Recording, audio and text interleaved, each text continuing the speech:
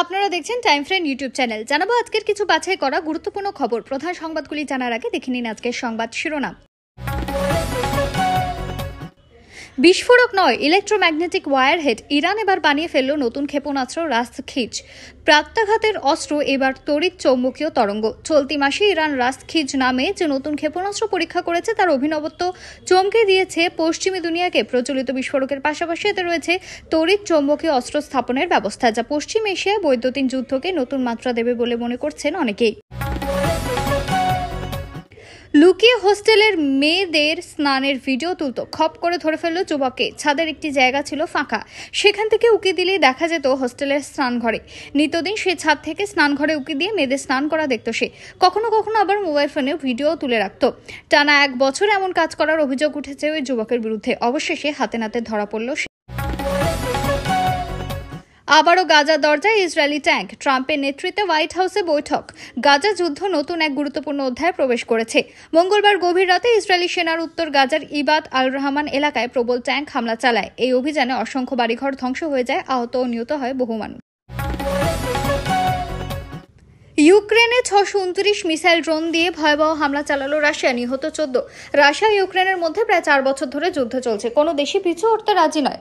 মার্কিন president Donald Trump থেকে শুরু করে প্রধানমন্ত্রী নরেন্দ্র মোদী পর্যন্ত সকলেই রাশিয়া ইউক্রেন যুদ্ধের অবসান ঘটানোর জন্য সর্বাত্মক প্রচেষ্টা চালাচ্ছে। সম্প্রতি রাষ্ট্রপতি ট্রাম্প আলাস্কায় রাষ্ট্রপ্রধান ভ্লাদিমির পুতিনের সঙ্গে দেখাও করেছেন। তারপরে তিনি ইউক্রেনের রাষ্ট্রপতি ভলোদিমির জেলেনস্কির সঙ্গেও দেখা করেছেন। তবে উভয় বৈঠক থেকে নিষ্পত্তির উপায় মেলেনি। যুদ্ধ শেষ করার বিষয়ে কোনো সুনির্দিষ্ট সিদ্ধান্ত নেওয়া সম্ভব হয়নি এখনো পর্যন্ত। 7 বছর পর চীনের জিনপিং এর সঙ্গে বৈঠক করবেন মোদী। সামনে এলো দিনক্ষণ। ভারতকে শুল্কের ধাক্কা দিতে দিতে চীনের দিকে ঠেলে দিচ্ছিল আমেরিকার ট্রাম্প প্রশাসন। আমেরিকারই বহু রাজনীতিবিদ, সাংবাদিক এবং ভূ রাজনৈতিক বিশ্লেষক এ দাবি করেছিল এবং সেই দাবি সত্যি প্রমাণিত করে ভারত ও চীন কাছাকাছি এসেছে। এই আবহে চীন সফরে যাচ্ছেন নরেন্দ্র মোদী। সেখানে রবিবার শি জিনপিং এর সঙ্গে দ্বিপাক্ষিক বৈঠকে বসবেন তিনি।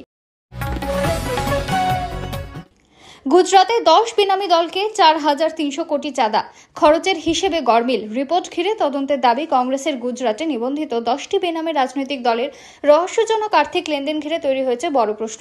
2019 থেকে 2024 সালের মধ্যে লোকসভা ও বিধানসভা নির্বাচনের সময় এই দলগুলো অনুদান হিসেবে পেয়েছে 4,300 কোটি টাকার বিশাল অঙ্কের অর্থ। কিন্তু কোথায় গেল এই টাকা? নির্বাচনী ব্যয় এবং অডিট রিপোর্টের মধ্যে বিশাল গরমিল সামনে আসতেই শুরু হয়েছে বিতর্ক। হঠাৎ অ্যাকাউন্টে 62 লক্ষ টাকা, তারপর রাতারাতি নিঃস্ব হয়ে গেলেন এক বিধবা। ঝাড়খণ্ডের এক গরিব বিধবা নারীর জীবনে নেমে এসেছে চরম দুর্গতি। সম্প্রতি তার ব্যাংক অ্যাকাউন্টে হঠাৎ 65 লাখেরও বেশি টাকা জমা হওয়ায় তিনি এখন 1,000 টাকা পেনশনও তুলতে পারছেন না।